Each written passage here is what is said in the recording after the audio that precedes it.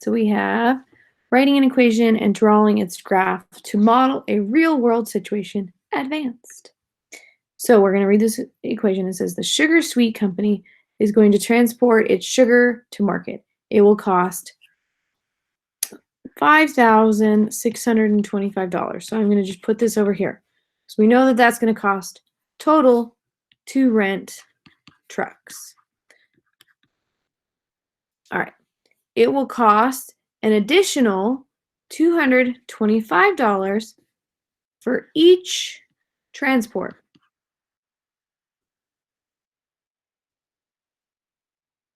Oh, all right, I should have finished reading the sentence. Each ton of sugar that's transported. So for every ton, so with this one, we want to break this down into an equation so that we can actually write out the equation for it. So with this one, they first talk about, first let's consider the specific cases. So if you transport 0 tons of sugar, it's going to cost you $5,625 plus 225 times 0, because there's 0 means there's no sugar. That's how many tons of sugar they were transporting. But it's still going to cost you $5,625. So I'm not sure why you'd run the trucks if you didn't have any sugar to transport. That'd be kind of silly because you'd be paying for trucks, not transportation, just trucks to sit there and do nothing. If you were going to transport 1 ton of sugar, you'd have $5,625 plus 225 times 1, which is just 225, and you'd add these two together and you get 5,085. So if you have 2 tons of sugar, they plug in 2 here, multiply and add, you get 6,075. So each time it's going to go up by $225 after this first one. So we have this flat cost. No matter what, I have to spend $5,625. So this is where we start, is the best way to put it. And when we're talking about starting on a graph, if I were to draw the graph like this, and hopefully that's not too terribly bright green for you. So when we start in a graph, we always start at the y-intercept. Y-intercept is where it crosses the y line. So if this line crosses here, we actually want to start right here, especially when we're talking about money or things that move forward like time. We wouldn't want to go over to this side of the graph, especially money. This is moving over to the negative side. We don't want it. But if this is the tons of sugar down here, tons of sugar, and this is cost going up like this, up the side, this is cost. So my cost starts here and it can only go up because this is the 0 mark right here. So this is 0 tons of sugar. So I can't go past the graph over here because I wouldn't be transporting -1 ton of sugar. That means that they're bringing it back to me. I don't want it back. I want to transport it out, right? So what we want to focus on is when we have a starting point or a flat rate, this is our starting point. This is our y-intercept. And then whenever we hear the word each, which we do hear the word each right here, $225 each, that is our slope. That's what's changing each time. So when we write our equation, we know that the total cost, which we can represent with a big C, is going to be 5,625 plus 225 times however many tons of sugar we use. And I'm using a T. Looks like they actually used an S, which actually up here, if I had finished reading the problem, so it says let C represent the total cost and let S represent the tons of sugar. So I would not want to type that in as a T because it'd get marked wrong. I want to type it in as an S, and I'm going to do a funky S so you can see the difference between my 5 and my S. So this is all we're being asked to do, is we just have to identify what are we going to pay no matter what. That is our y-intercept. And then what changes with our each. So something is going to change in the problem with our each. And then we're going to graph that line and click next to see what we get. All right, so let's go ahead and actually do one here. Okay, so it says Lena is a software saleswoman. Her monthly salary is $2,200 plus an additional $50 for every copy of English is Fun she sells. Let S represent her total salary this month in dollars, and let N represent the number of copies of English is Fun she sells. Write an equation relating S to N, and then graph your equation using the axes below. All right, so Lena is a software saleswoman. That's not terribly important. It doesn't really matter what she's doing. They're just giving you a backstory for this one. So we know, and I'm going to change my color here because I know it's kind of hard to look at that green on the screen a little bit. So we know she's going to make $2,200 every month, no matter what she does. As long as she goes to work, she gets her $2,200. Okay, so this is what we call the starting point or the y-intercept. So on this graph over here, this is where we're going to start, is at 2,200. And we may, I don't know if we can do individuals. We can't. So what we need to do is type this in. So we want to type it in. We don't want to go left or right, so we want to type 0, and then we want to type 2,200. Because we want to stay on this line right here for 0, but we want to bounce up here to 2,200. You can see they put an X in it for us. And I'm going to click plot point just so that it stays there. So it shows you where it's going to go before you click plot point, just so you can make sure, yep, that's where I want it to go. So we know that's where we're going to start. And then for every copy of English is Fun that she sells, she gets another $50. So with this one, and the way they did it on here, and I'll show you. So we'll do this in red, I guess. So she sells 0 copies. She doesn't get any extra. She just gets her 2,200, which this is where the 0 came from when we were plotting. So if we sell 0 copies, she gets her 2,200. If she sells, if she sells 1 copy, she gets an extra $50. So she gets $2,250. And that's for 1 extra copy. And now if she sells 2 extra copies, I'm going to finish writing this in before I put the equation. She gets an extra $100 because 50 times 2 is 100. So her total goes up to 2,300. So there's a pattern that this is following here. I get plus 50, plus 50. The next one will be plus 50, plus 50, as long as we're counting in order here. Now, if I jump count and I said, well, what if she sold 5 copies? It's not just going to be plus 50 because now I'm not counting in order. So as long as we're counting in order, we can see this pattern really, really quickly. So if we know that this is her salary, which is an S like this, and I know that looks like a dollar sign. I just do that so that you know it's an S because my S's look like my 5s. So salary is equal to 2,200 plus 50 times however many copies she sells. So if we know that, we can say S is equal to 2,200 plus 50 times, and they want us to use N for the number of copies she sells. And we can put N in because this way we have the equation. So if she sells 2, we can plug in 2. If she sells 100, we can plug in 100. So this right here is our equation. So let's go ahead and type it in. We get 2,200 plus 50N. And now we need to make sure we come over here and we plot this. So what we want to do is have one of these other points. So if you remember when we did 0 and 2,200, that was this 0 and this 2,200. So now we want to go, if she sells 1, so if she sells 1, then she gets 2,250. We click plot the point. So now we can see that there's 2 points here.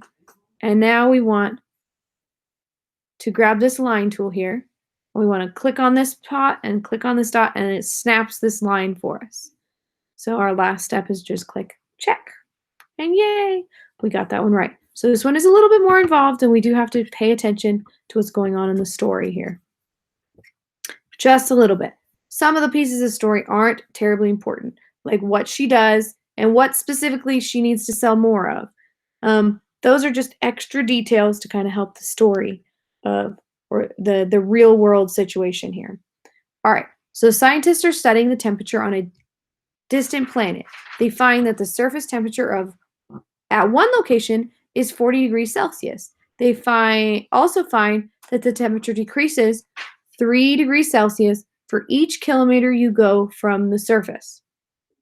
So let T represent the temperature in Celsius and let H be the height above the surface in kilometers.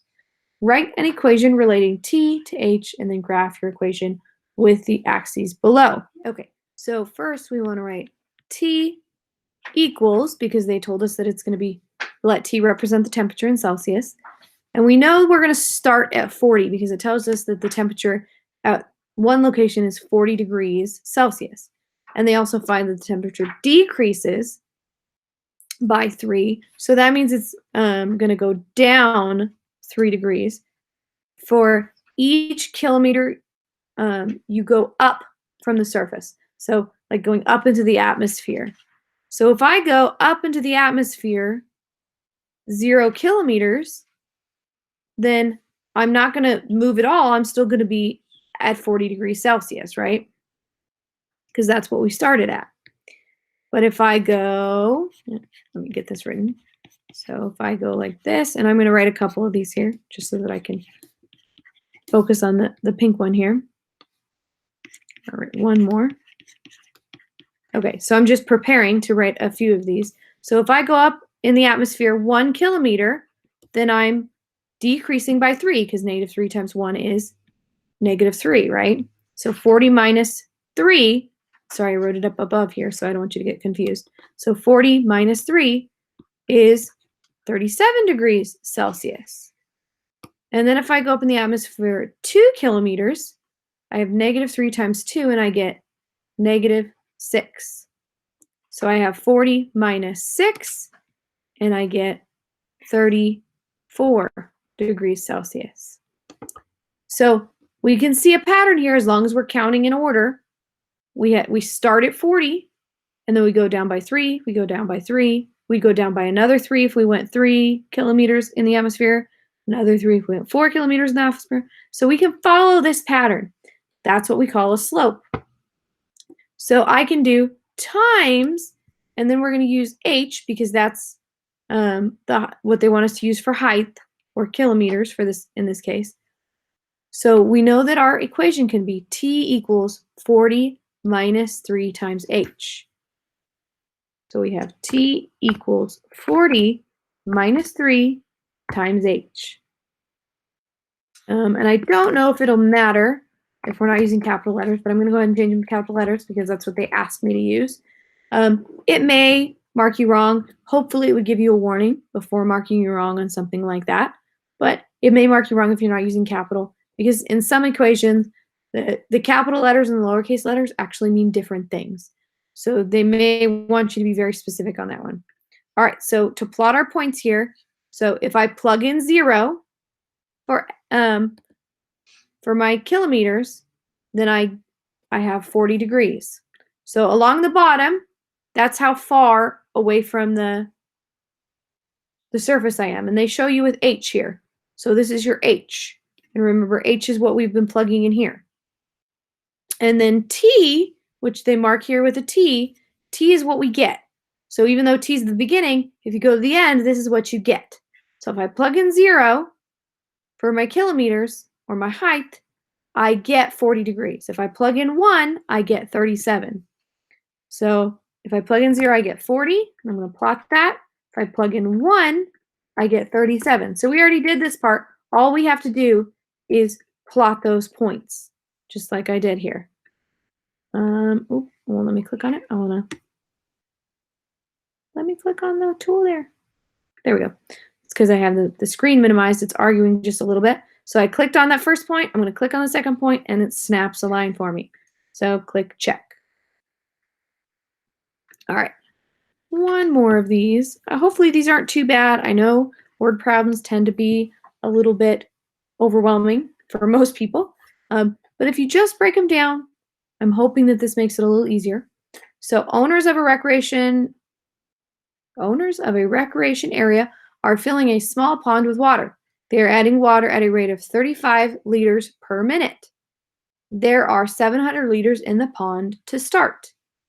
Let W represent the amount of water in the pond in liters, and let T represent the number of minutes that water was being added.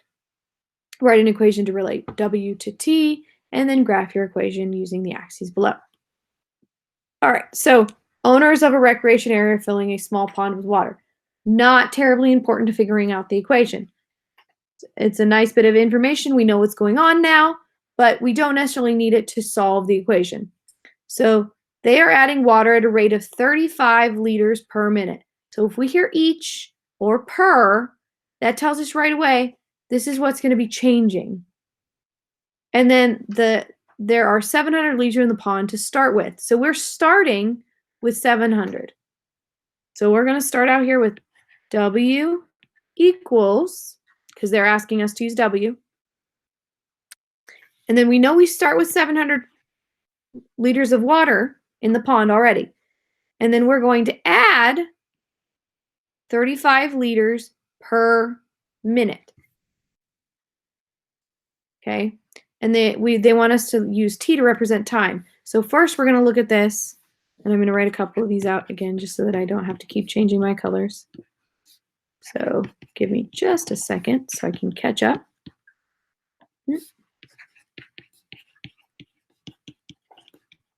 Okay, so I'm going to change my colors.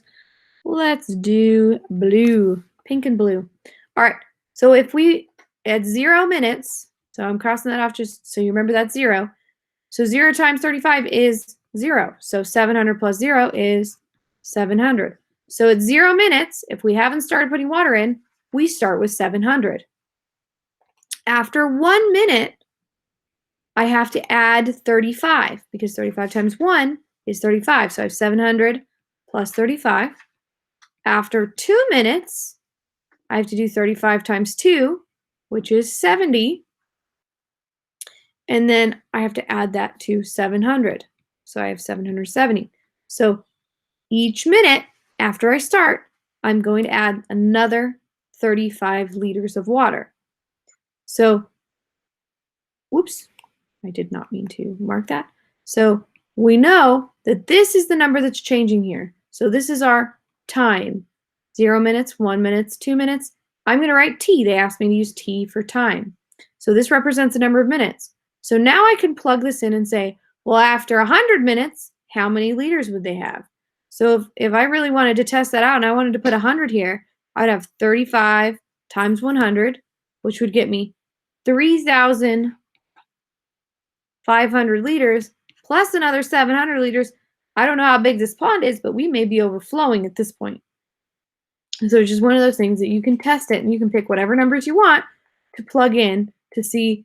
And if they know how big the pond is, they may be able to say, well, I want this many liters in the pond. How many minutes is it going to take me? So then they can turn the hose on and walk away. Because they know after 20 minutes, it's going to be full. I need to go turn it off. But instead of just standing there watching it fill. All right, so this is our equation. We want to type this in here. W equals 700 plus 35T. And our last step here is to solve or to graph the equation here. So we already know if we plug in 0, we get 700 liters. Remember, that's what we started with. So I'm going to plot that point. And then after 1 minute, we would have 735. So there we go. We've plotted our 2 points. Now I'm going to grab my line tool and I'm going to click, click. There it snaps my line and I can click check. And yay!